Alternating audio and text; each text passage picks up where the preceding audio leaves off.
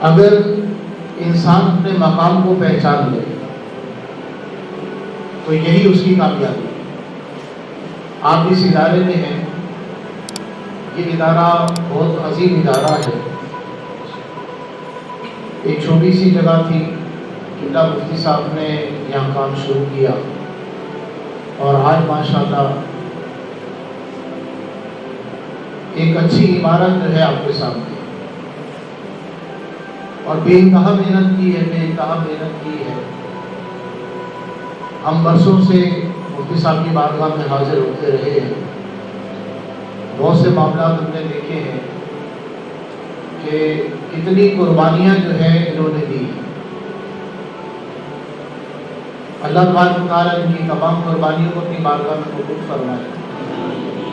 اور ہر انسان کی خواہش ہوتی ہے ادارہ بناتے ہوئے کہ اس کا ادارہ کامیاب ہو، اس کے طلباء ادارے سے فارغ ہونے کے بعد دنیا بھر میں پھیل جائیں اور دین کے کام کو آگے بڑھائیں۔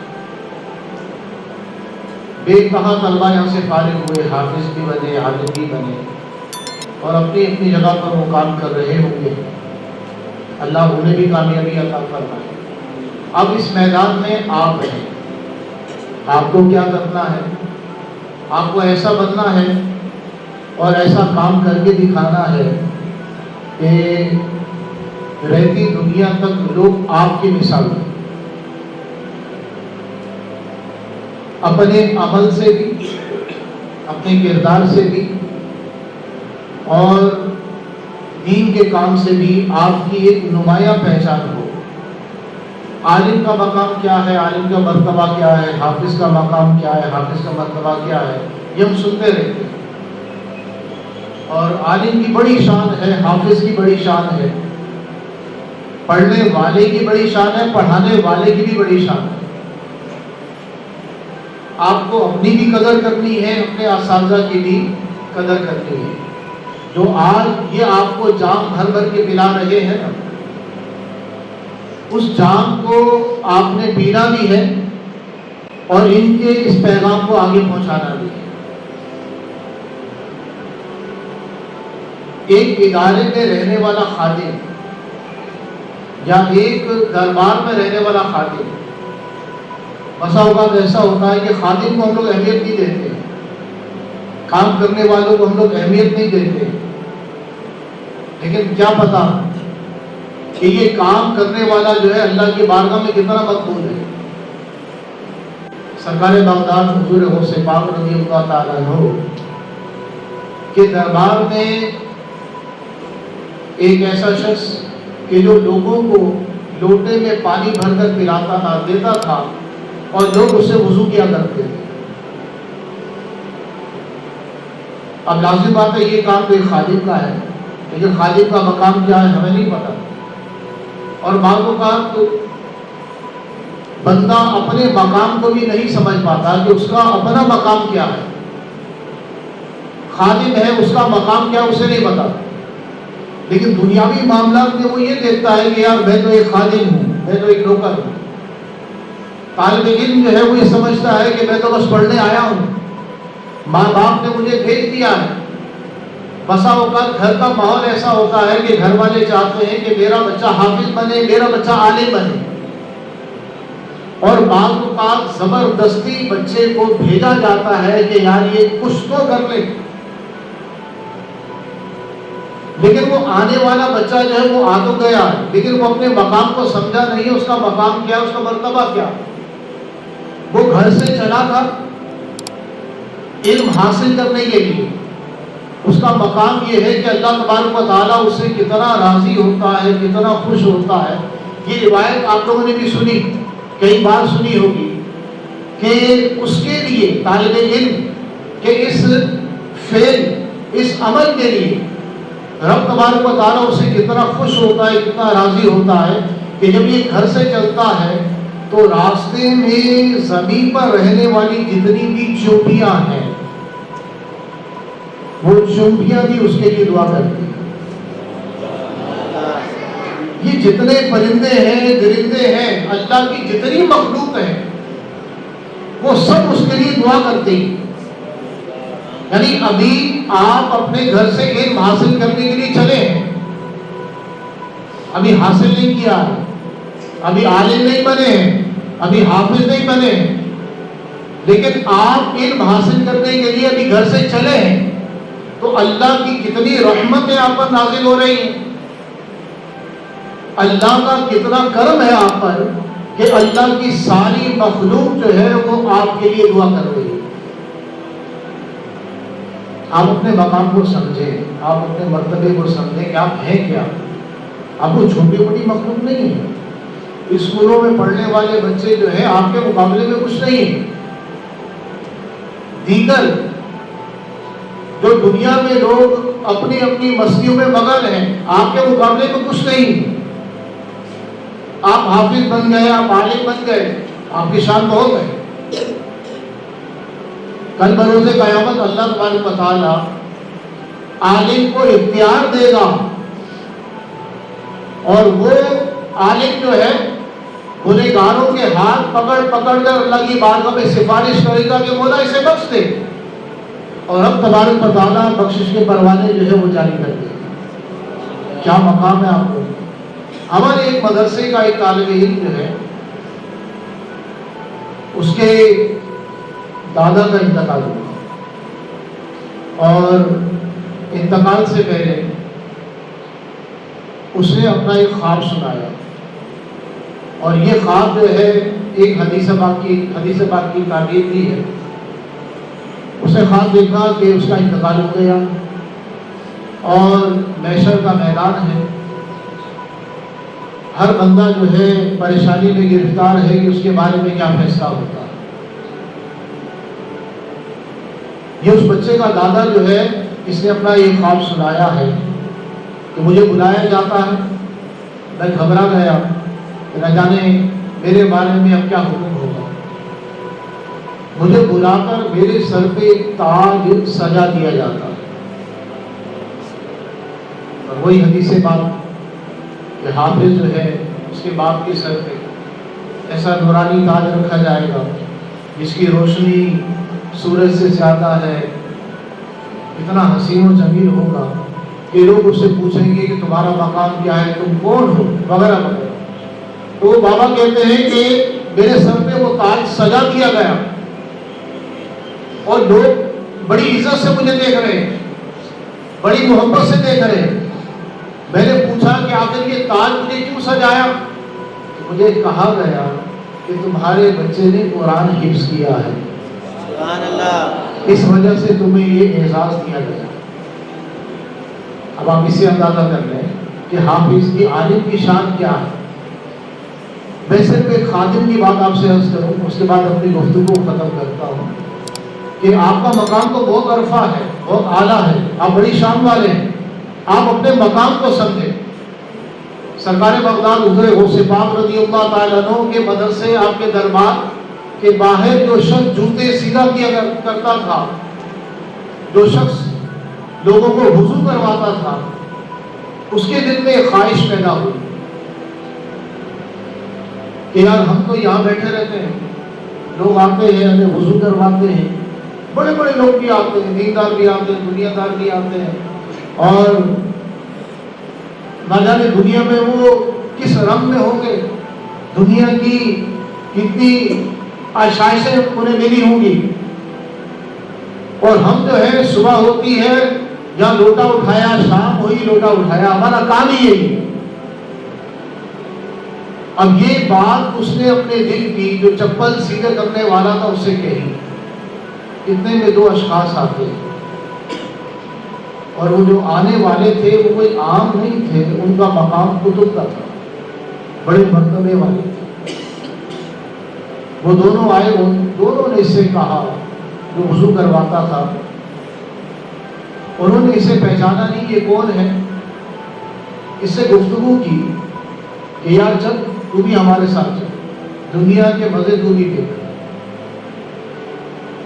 اس نے کہا چل، وہ تو تیار تھا، چلا گیا اس کے ساتھ۔ ساری رات پیدل چلتے ہیں، اور جب رات گزر گئی، چل چل کے کیا ہوا کہ جو پیٹ میں تھا وہ تو گیا، ہضم ہو گیا۔ اب اس نے ان دونوں سے کہا کہ یار بھوک لگی ہے، کہیں رکو گے یا نہیں؟ انہوں نے کہا کہ یار تجھے بھوک لگی ہے تو واپس چلا جا، ہمیں بھوک کی حاجت نہیں ہوگی، اور چلنا تو چل۔ پھر دن میں سفر کیا، 24 گھنٹے گزر گئے، اب اس کی حالت اور خراب ہو گئی۔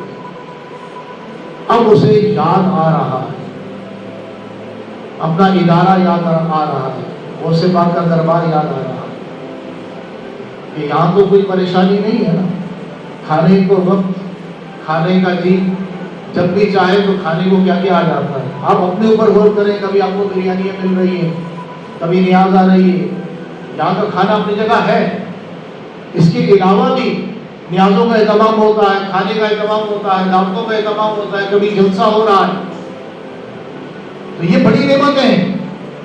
آج بسا اوقات ہم اس کی قدر نہیں کرتے۔ اب اس بندے کو جو وضو کروانے والا تھا، اسے اپنی اس دربار کی، اس ادارے کی قدر ہو رہی ہے۔ یار انہوں نے چلا چلا کے مار دیا ہے، نہ کچھ کھانے کو ہے، نہ کچھ آرام کو ہے۔ نماز کا وقت ہوا، نماز پڑھی، اس کے بعد پھر سفر، 24 گھنٹے کے بعد اب اس نے پھر کہا کہ بھائی مجھے اب جو ہے نا بے انتہا کھانے کی حاجت ہو رہی ہے، اب میں چل نہیں سکتا۔ ان دونوں بزرگوں میں سے ایک نے مصلی بچھایا، 2 رکعت پڑھی اور دعا کی۔ یہاں چہرے کے ہاتھ پھیرے، جنت سے دسترخوان آیا اور 3 پیالے جو ہے وہ کھانے کے آتے ہیں۔ سبحان اللہ۔ یہ اللہ والوں کی شان ہے۔ ہم بعض اوقات اپنے اساتذہ کی قدر نہیں کرتے، ہمیں کیا معلوم کہ ان کا مقام کیا ہے۔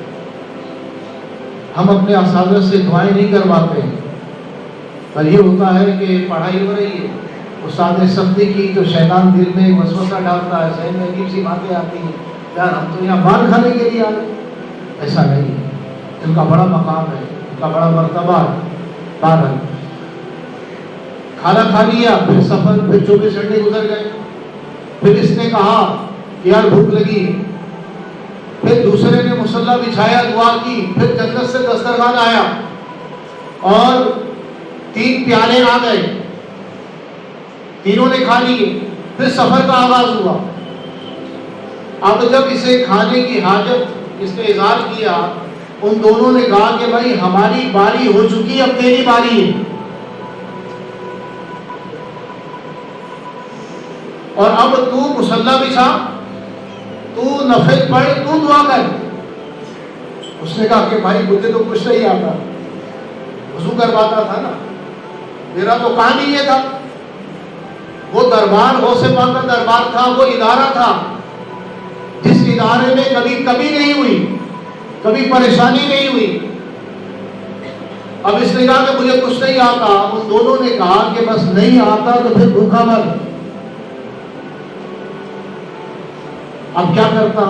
مصلی بچھایا، 2 رکعت پڑھی، اور اب جو اس نے رو رو کے دعائیں مانگی، چہرے پہ ہاتھ پھیرا، دسترخوان آیا۔ پہلے ایک ایک پیالہ آتا تھا تینوں کے لیے، اب تینوں کے لیے 2 پیالے آ گئے۔ اب وہ دونوں اقطاب جو تھے وہ تو حیرت سے اس کو دیکھ رہے، یار تو چھپا رستہ، وہ بولتا ہے مجھے کچھ نہیں آتا، اور یہ 2 پیالے، چل پہلے کھا لے پھر بات کرتے ہیں۔ کھانے کے بعد جو ہے اب ان دونوں نے اس سے پوچھا کہ یہ بتا کہ تو نے جو دعا مانگی ہے اس دعا میں کس کا وسیلہ دیا ہے؟ اس نے کہا تمہارا کام ہو گیا نا، بس جانے دو۔ کہا نہیں تو بتا۔ اس نے کہا کہ مجھے کچھ نہیں آتا اور مجھے دعا مانگنے کا کوئی سلیقہ بھی نہیں آتا، میں تو اس دربار کا، اس ادارے کا خادم ہوں، پڑھنے والے آتے ہیں انہیں وضو کرواتا ہوں، غوث پاک سے لوگ ملنے آتے ہیں انہیں وضو کرواتا ہوں، میرا تو کام یہ ہے، مجھے کچھ نہیں آتا۔ ہاں میں نے یہ دعا کی کہ اے اللہ یہ تیرے نیک بندے ہیں، یہ وقت کے کتب ہیں، ان لوگوں نے، ان دونوں نے جس کا تجھے وسیلہ دیا ہے، میں بھی اسی کے وسیلے سے دعا کرتا ہوں کہ ہمیں کھانا عطا فرما، ہمیں کھانا عطا فرما۔ تو پہلے ایک ایک پیالہ ملا، دو پیالے ملے. اب اس خادم نے، اس وضو کروانے والے نے اس سے کہا، ان دونوں سے کہا اچھا یہ بتاؤ کہ تم جو دعا کرتے تھے تم کس کا وسیلہ دیتے؟ انہوں نے کہا یار ہم نے کس کا وسیلہ دینا ہے، ہمیں تو آج تک جب بھی حاجت درپیش ہوئی، خالی یہ کھانے کی بات نہیں ہے، جب بھی ہم نے دعا مانگی تو ہم نے اللہ کی بارگاہ میں یہ دعا کی کہ اے اللہ، جو غوث پاک کے دربار میں لوگوں کو لوٹے سے وضو کرواتا ہے نا، اس کے وسیلے سے ہماری دعا قبول فرما، اور ہماری آج تک کوئی دعا رد نہیں ہوئی. یہ اس نے سننا تھا، اس پہ وجد کی کیفیت تعلیم ہوگی. اس نے کپڑے پھاڑ دیے، وہ زاروں قطار ہونے لگا. اب ان دونوں نے اس سے پوچھا کہ آخر وجہ کیا ہے، تجھے کیا ہوا؟ وہ کہنے لگا کہ میں وہی شخص ہوں کہ جو لوگوں کو لوٹے سے وضو کرواتا ہوں. مجھے تو حیرت ہو رہی ہے کہ آپ لوگ میرے وسیلے سے اللہ کی بارگاہ میں دعا کرتے ہیں اور اللہ جو ہے اس دعا کو قبول کر لیتا ہے. آپ یہ اندازہ کریں کہ آپ اس ادارے سے وابستہ ہیں کہ جہاں دین دین اور بس دین. قرآن پڑھنا پڑھانا، کتابیں پڑھنا پڑھانا آپ کے ادارے کا مشغلہ ہے، آپ کے ادارے کا مقصد ہے. اور یہی ایک ادارہ غوث پاک کا بھی تھا. آج یہاں بھی خادم ہے، وہاں بھی خادم تھا. اس خادم کا مقام کیا ہے؟ غوث پاک کا مقام، غوث پاک کا مرتبہ اپنی جگہ ہے، پر غوث پاک کے ادارے میں جو خادم ہے اس کی یہ شان ہے. تو غوث پاک کا مرتبہ مقام کیا ہوگا؟ وہاں کے دیگر اساتذہ کی شان کیا ہوگی؟ آپ خوش نصیب ہیں کہ آپ کو اللہ نے اتنا عظیم ادارہ عطا کیا. آپ اپنی بھی قدر کریں، اپنے مقام کو پہچانیں. آپ عام بچے نہیں ہیں، آپ خاص ہیں، اور خاص بھی وہ خاص ہیں کہ بروز قیامت نبی کریم صلی اللہ علیہ وسلم اپنے مقدس ہاتھوں سے آپ کو آگے کوثر کے جام دلائیں. اس علم کی قدر کریں، اپنے اساتذہ کی قدر کریں، اپنے ادارے کی قدر کریں، اور وہ کام کر کے دکھائیں کہ آپ کے جانے کے بعد بھی یہاں آپ کے چرچے ہیں. فلاں نے پڑھا تھا، فلاں نے اب وہ ادارہ قائم کیا، وہ ادارہ قائم کیا، وہ اس طرح دین کا کام کر رہا ہے. اور اپنے اساتذہ کی قدر کریں، اپنے بڑوں کی قدر کریں. اللہ تبارک و تعالیٰ ہمیں علم دین کی برکتوں سے مالا مال فرمائے، اور اس ادارے کو اللہ تبارک و تعالیٰ مزید ترقی اور عروج عطا فرمائے.